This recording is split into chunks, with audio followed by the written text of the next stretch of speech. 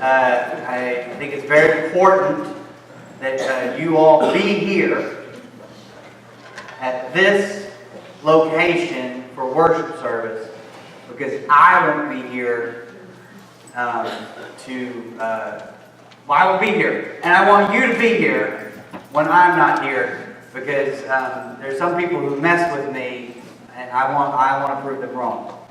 We're just saying that. So I want you to be here, because there's always something wonderful about somebody who knows I'm preaching in a month, and they got a month to think about it. See, I start these on Saturday night, really, and just start like, what am I going to say today?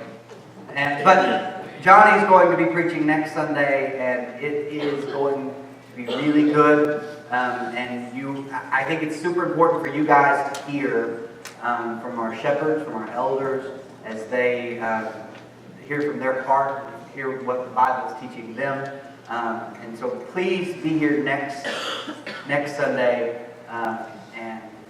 It's just so much better to preach to a crowd of happy faces. Now, next week, I will be doing a gospel meeting, I think in Canada somewhere. Dirk's Canada. Derek's, I don't know. I go back and forth. I need to learn how to say it before I get over there. I'll just say Derek's, just sort of get both in. But Monday and Tuesday, you're not invited Sunday morning. You are not invited Sunday morning. Monday and Tuesday, though, it'll be 6 o'clock over at the Westside Church of Christ in Dirks, if you want to come to that. If I were you, I'd be sick of me. So, but you're invited. That's all I'm saying. So please come. If you got nothing else to do, they'll have good singing, and then I'll be talking about the good news. When I was growing up, the gospel, when I went to a gospel meeting, it wasn't always the gospel. And gospel is an old English word for to say good news. So if you're an old Englishman, I guess, I don't know who speaks that language, but it's an old English word for good news. And anytime you see in the scriptures Jesus came proclaiming the gospel, it should be translated good news. Gospel is actually a pretty bad translation for that. Sometimes I go to these gospel meetings, and what I hear is you unless you get it right, unless you get it perfect, sayonara, they would say. And we're not going to be doing that. We're actually going to look at what's good. We're going to look at what the good news is. We're going to look at how that affects our life, how that should affect our church, and just stick with the gospel at said gospel meeting. Now, sometimes the gospel can turn into something else, and I didn't really experience this growing up, but sometimes it can turn into, if you are good, then God will do good things for you. And sometimes we can use the miracles to mess with this, right? Like we can say the miracles, look, that person believed and they were healed. Well, I think that's a mistake. To apply that universally across the board, to say, well, if I can just have enough faith, if I can just pray hard enough, then somehow my life, because of Jesus, my life will be put back together again. And that's just not always how it happens. And I also think it's a mistake to see the world operating under some godly marionette stage in which God has all the strings and He's pulling all the, He's saying you do this and you do that, and things always happen exactly how God wants them to happen. And I don't know if that's true. Actually, I say that sort of passive-aggressively. I know for a fact that's not true. You read in the Old Testament, God's on the mountain and He looks down at the people. He's on the mountain with Moses and He looks down at the people and He says, what are they doing? Like a good evangelical Moses would say, well, God, you know all things, and everything is under your control, and everything happens for a reason, God. See, everything happens for a reason. And God says, I don't like what they're doing. God says, I've got an idea. I'm going to kill all of them and then do for you what I did for Abraham. I'll make you into a great nation, and then we'll start over. We'll reboot this like a computer that's just having trouble. Just start it over, see what happens. But God didn't like the brokenness and the chaos and the evil in the world. God does not like that.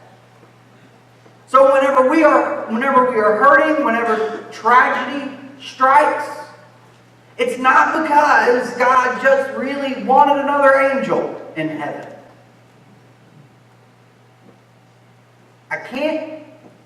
It takes everything in me not to say to those people, well, the God you imagine is a jerk.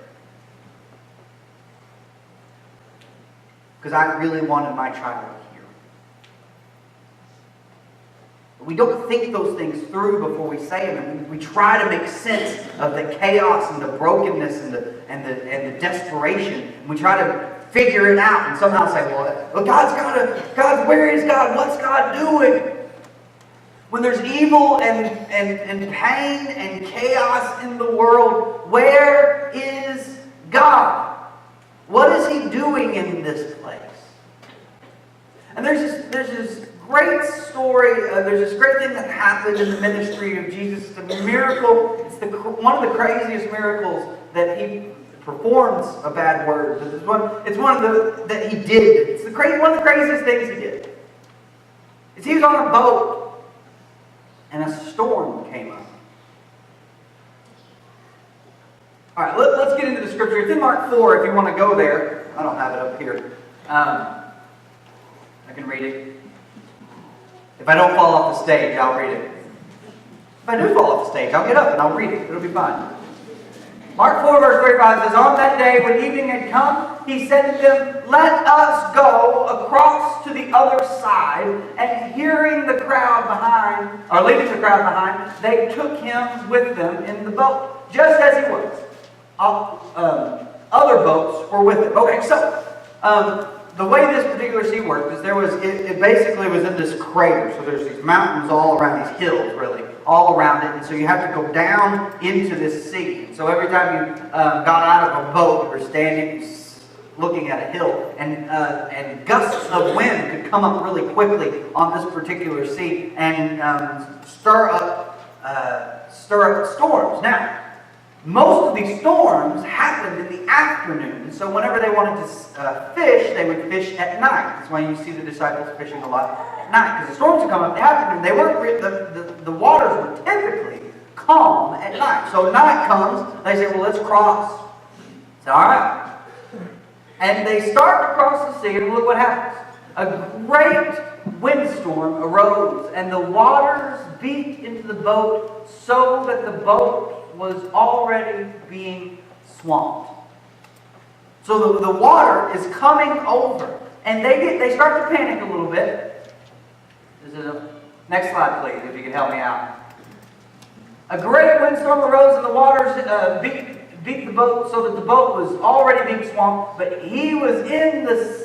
Jesus was in the stern asleep on the cushion, and they woke Him and said to Him, Teacher, do you not care that we are perishing? We are dying out here. Do you not care? Now, I would argue that this is the same sort of attitude we might have toward tragedy and chaos and brokenness in our lives. Like we would say, Jesus, where is God? Does God not care that I'm uncomfortable?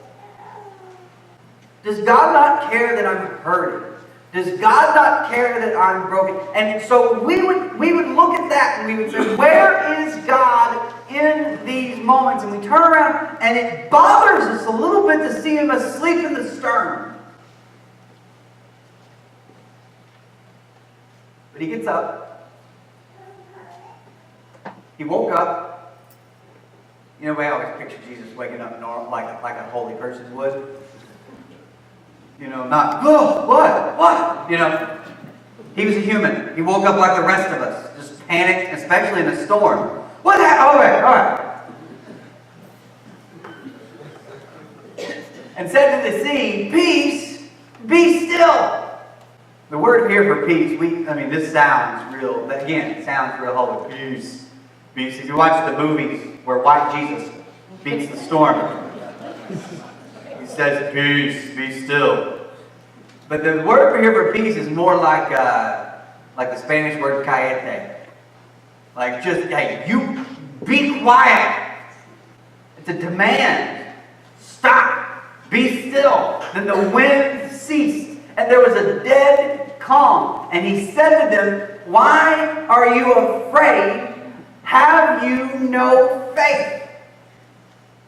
Why are you afraid? Have you no faith? Now, here's what's interesting about all this. The way they viewed the winds and the storms is different than the way we view the winds and the storms. All of us, I feel so sorry for meteorologists, don't you? Like, meteorologists nowadays have no job. Like, they don't even have a specialty. We are all meteorologists with the computers we carry around in our pockets. We can just say, "Hey Siri, what's the barometric pressure today?" And Siri says, "Well, the barometric pressure is," and then tells me. Like, we know everything that they used to go and have to research with those big honking computers. Then they would get on TV and tell us. No one's watching the Weather Channel anymore, unless you're just like an older person who doesn't know how to change your channel. That's always my suspicion when I walk in. They just don't know how to do that. But we all have the phone, and it shows us the radar, and it can show us the cloud density, and it can show. We see storms in green and red and yellow. We see them scientifically. They did not see storms scientifically. They saw storms like an act of evil. They said, go out on the sea, and they saw the bad things that happened in the sea. They believed the sea was a place where evil came from. You can see this in their old traditions. You go back to Genesis, and you see God speaking light into the darkness. That's the old Jewish way of saying that God is overcoming evil in this particular poem. Now, also, in that same creation poem, what we have is God not just making land appear, but He's manipulating the sea. See, He doesn't say, "And God spoke and there was land." It said, no, "And He drew back the sea and the land appeared." And He separated the waters. They saw the waters, the sea, as this evil entity, in the same way that they saw darkness as this evil entity. And here, in the darkness on the sea, a wind arose. And they connected this with this evil that happens in their life. They saw a storm rising up in the dark on the sea, and they said, "Here comes evil. Something monstrous is brewing." You can actually see this in Revelation whenever the city of God comes, and it says, "And God reigns," and it says, "There will be no more sea." They connected sea with evil, with chaos, brokenness, with strange happenings. And the fact that Jesus stood in that boat and told the evil, told the chaos, told the brokenness what to do was flabbergasting to them. They were amazed. They were filled with great awe and said to one another, "Who then is this, that even the wind and the sea obey him?" Who is this? What just happened here? A lot of times we can take this story and we can make it into sort of a flowering metaphor and say that whatever's happening in your life, just have enough faith and God will take care of it. And I think that's malpractice with the text. I think we have I think we do damage to people who have suffered seriously and painfully in their lives when we make it that sort of flippant and say, well, if you just trust in God, then everything will work out well. Gospel, the good news, is not that through Jesus our life will work out. The gospel is not that through Jesus our situation will rectify itself. That our life will be easy. The good news is that through Jesus our death will be temporary. That our death will not have the last word. And that all that is evil and broken and chaotic and seems to have an influence and an impact on our life will not win. And I think there's something beautiful about Jesus being asleep in the stern, like a body in a grave, waking up and conquering the chaos and the evil that threatens us.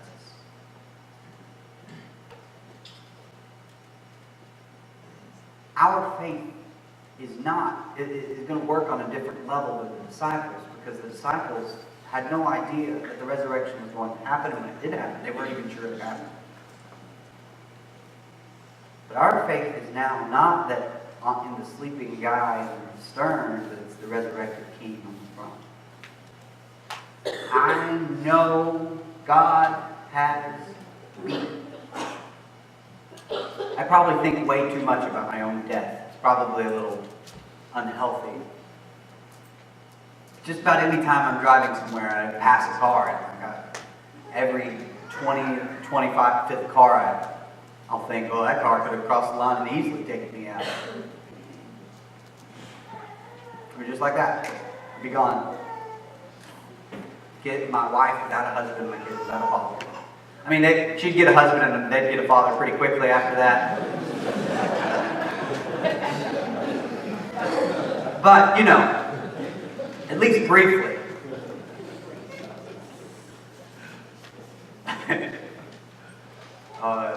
I just want to keep running with that one, but I'm going to keep it just between me and her.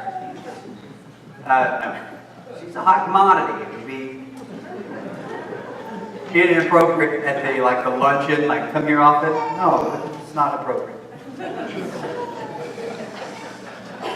But anyway, it could happen like that. Boom, gone. Is God still God when I die? Is God still God when I die prematurely? Is God still God when I get sick? Is Jesus still resurrected and still on the throne when I lose my job, or whenever I lose my parents, or all the awful things and chaotic things that can happen in this world, all the evil that can come on you? If cancer gets in your body, the King is still alive. And so we have a faith that the one who was asleep got up.